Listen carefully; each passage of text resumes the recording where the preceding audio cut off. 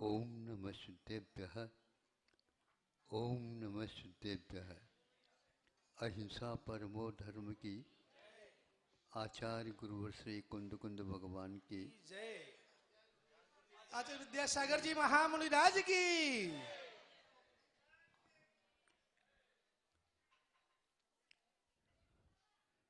एक वैराग्य पाठ अथवा और कोई भी आलोचना इत्यादि में दो पंक्तियाँ हिंदी की है। आप लोगों को हिंदी बहुत प्रिय है, आपकी मातृभाषा है। उसी भाषा में पंडित जी ने लिखा है, जी और पुद्गल नाचे या में कर्म उपाधि है। वही तो कह रहा हूँ, जीव और पुद्गल नाचे या में कर्म उपाधि है। नाच कौन रहा है, नचा कौन रहा है, ये अपने को हमेशा हमेशा ध्यान से देखते रहना चाहिए। ये निश्चित बात है, नृत्य और नृत्य नर्तन करने वाला, जब नर्तन करने वाला बुद्धिपूर्वक पैरों को इशारा दे देता है, भिन्न भिन्न अंग और उपांगों में अपना उपयोग का संचार कर देता है, तो वहाँ पर नाट्य कार्य प्रारंभ हो जाता है। इसकी उम्र से कोई मतलब नहीं है, अवस्था से कोई मतलब नहीं है। भीतरी व्यवस्था जैसी चलती रहेगी, बाहर इस प्रकार का कार्य होता रहता है। गर्दन हिलती है, स्वीकारता के संकेत मिलते हैं, कभी कभी निषेध के भी। हाँ हाँ, नहीं नहीं, ये सब क्या है, थोड़ा सोचने की बात है। रात दिन ये कार्य चल रहा है और इसमें कौन से किस्म का पेट्रोल डलता पता नहीं, और वह वर्षा काल में भी जलता रहता है, गर्मी में भी जलता रहता है, अनुपात उसका बिगड़ता नहीं।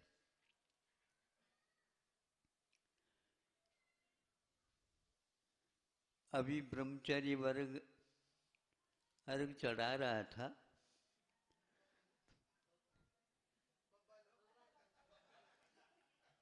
लेकिन सब बब्बा ही है।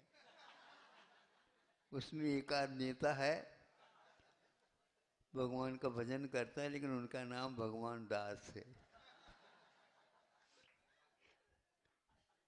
जब आश्रम खुला, सब लोग उन्हीं को आगे करके पीछे सब हो करके बस गए यहाँ पर। और जब वे अर्घ चढ़ाते हैं, दोनों हाथ खाली हो जाते हैं, उस समय वो दोनों हाथों के चुटकियों के माध्यम से उनके थिरकन प्रारंभ हो जाता है। मैंने सोचा, इधर जवान को भी सर्दी लग रही है, तो चूंकि वह भीतरी जो है भाव भक्ति है, उसके लिए सर्दी और गर्मी का कोई असर नहीं पड़ता, पड़ता हुआ भी नहीं के बराबर है। इससे ज्ञात होता है, जीव और पुद्गल नाचे या में, नाच रहा दिख रहा है पुद्गल, लेकिन पुद्गल चिन्मय नहीं, पुद्गल गायक नहीं, पुद्गल संवेदक नहीं। पुद्गल क्या नहीं है, जीव के जितने भी गुण हैं उन गुणों से बहिर्भूत है, देखने योग्य है पुद्गल, किंतु उस पुद्गल में अनेक कर्म दिखाने का श्रेय यदि जाता है तो वह जीव को जाता है। संसार में किसका महत्व है। विदेश लेखक लिख करके यह विश्व को विदित कराना चाहते थे, भारत के पास ऐसी कुछ वस्तु ही नहीं है जो अन्य राष्ट्रों की अपेक्षा से उसकी एक श्रेणी अलग बन जाए। भारत वैज्ञानिक नहीं है, भारत उत्पादक नहीं है, भारत कृषि प्रधान देश भी नहीं कहा जाता है।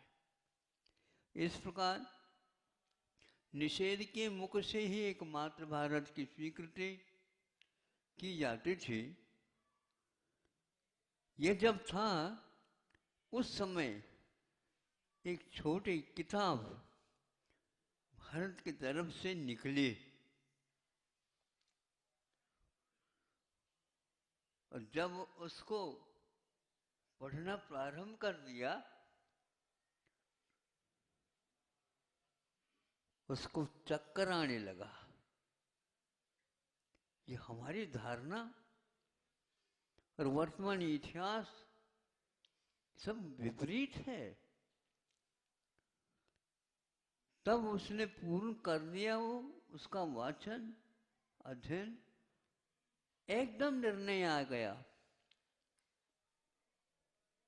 ये गलत था हमारा सोच विचार कि भारत के पास कुछ है क्या, कुछ है ही नहीं तो भारत को हम क्यों बार बार ऊपर उठाएं।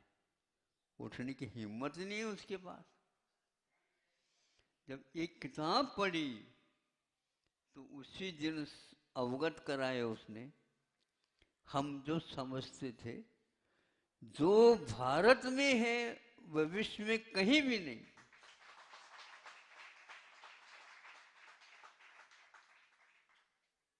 अब आप लोगों को सोचना है ऐसी कौन सी विशेषता है भारत के पास जो विश्व में नहीं और इसके पास है। इसी के पास ही रहेगी, ये भी पक्का है। क्योंकि संपदा की बात पूछते हो तो संपदा का भोक्ता भी सामने आएगा। संपदा का मूल्य संपदा नहीं करती, संपदा का मूल्यांकन तो संपदा का जो भोक्ता होता है वह करता है। संपदा को पैदा करने वाला कौन है तो भोक्ता होता वही करता है। किसानियत अपने आप नहीं होती, जमीन पड़ी है, उसको कोई मूल्य नहीं है। किसान आता है उसको मूल्यवान बना देता। सारे के सारे जीवन उस खेती में से उत्पन्न होते रहते हैं, किसान करता रहता है। किसान अकेला है वही है, धरती भी अकेली है वही है। धरती का मूल्य बदलता रहता है और किसान के कारण ये सब कुछ होता रहता है। आप जो संपदा की बात करते हो वही कहीं दूर जाकर के विपदा का भी कारण कर जाता। विपत्ति और आपत्ति दोनों एक प्रकार से बदलते हुए थिरकन है। थिरकन के समय पर उन पैरों में बिना नूपुर होकर के भी घुंघरू बजने लगते हैं। उसका हाव भाव से ही पूरी सभा को एक आनंद विभोर अवस्था में पहुंचा देता। सब वस्तुओं के ऊपर मूल्य लिखा जाता है। ये महत्वपूर्ण नहीं। मूल्यांकन करने वाले का मूल्य महत्वपूर्ण होता है। मूल्यांकन कौन करने वाला है? भोक्ता होता है। भोक्ता यदि नहीं चाहेगा, मुझे ये नहीं चाहिए, पड़ी रहेगी। हमारे तीर्थंकर विश्व के भोक्ता नहीं, स्वयं के भोक्ता बने तो विश्व की संपदा की ओर से मुख को मोड़ दिया, रथ को मोड़ दिया, गिरनार चढ़ गए। बारातियों की स्थिति ऐसी हो गई, नहीं समझे। हम सोचते थे एक आध हफ्ता, एक आध महीने तक मिष्ठान मिलेगा।